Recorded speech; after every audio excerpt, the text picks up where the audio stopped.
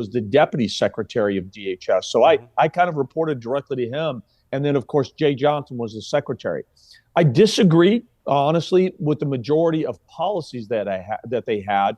But here was the difference, is that I didn't see them just blatantly lie to the American people. Their policies, although I disagreed with them, they were still trying to come up with some policies that still were balancing their ideology with respect to the importance of securing our border, to stop the drugs and criminals and national security threats pouring in, as you described. I'll give you one example. Then Secretary Jay Johnson said 1,000 illegal alien apprehensions a day was a bad day. 1,000. And I know it was a bad day because I was a chief then. And anytime we had that, it was a bad day for all of us. Now, I mean, the average of 26 months, we're averaging 5, 6, 7,000 a day for the past 26 months. It's completely out of control. And the other big difference, besides not only did they inherit the most secure border in our lifetime and intentionally unsecured it, but Don, they're just lying to the American people about it. I mean, literally everything that comes out of Secretary Mayorkas' mouth about the border security is an abject lie.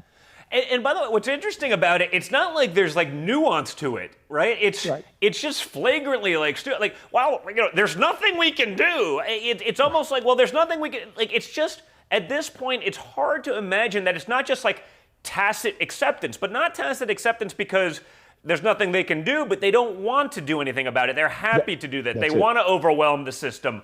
And do this. I assume it's about changing demographics in the country. I assume it's about sort of flooding certain areas, and that way you can change the census numbers and get more Democrat representatives, because it can't be anything else, because it feels like the solution is so simple. Trump, and you guys were there, Trump came in, he instituted policies that worked. We shrunk those numbers. They go in, they open it, they allow Title 42 to expire. There's not even an attempt to do anything about it. And again, it's not like it's just a humanitarian crisis and these are real people with real asylum issues. That's bullshit. There's real terrorists coming across the border. I guess they caught more actual people on terror watch list in one day last week than they did in the prior year. It's insane. Yeah, Don, look, I couldn't have said it better myself. Make no mistake, this isn't by mistake. This isn't born out of incompetence. This was intentional. And look, I get arrows all the time. I love them or hate your father.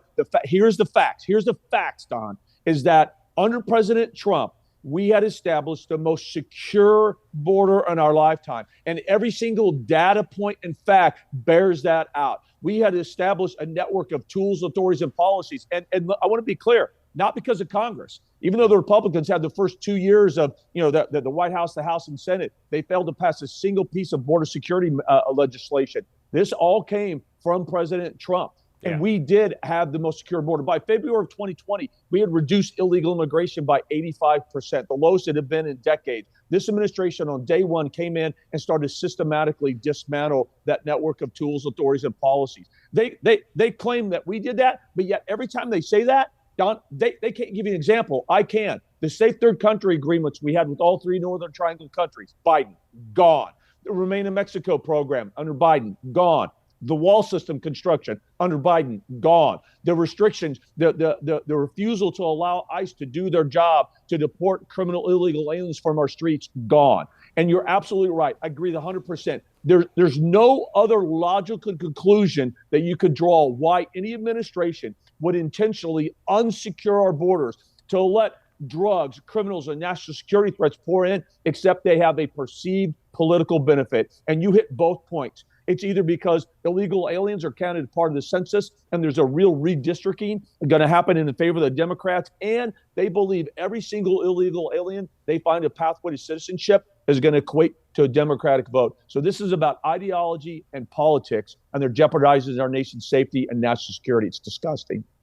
Well, it really is, especially, again, it's not like it's like, again, I don't think we're getting a lot of people's finest. If I spoke with, a governor, actually, of one of the states. I was down there recently looking at it, and he's, they're catching, Chinese nationals, Russian nationals, again, people on the terror watch list. Like, what do they think's going to happen? And again, that's before you see the record-breaking number of deaths from fentanyl, which is just pouring across that border. I mean, They legitimately do have blood on their hands, and yet the media is, they're going along with the ruse that there's nothing we can do. I mean, the border wall could be completed with $3 billion. That's already been paid for. Like, the material is resting there in storage. They're paying to store the material that could be used to finish the wall, but we have 130 to send to Ukraine to protect their border. It's mind-blowing, but I mean, they're acting as though they're the enemy of the people. I mean, they're doing more damage, and the fentanyl is doing more damage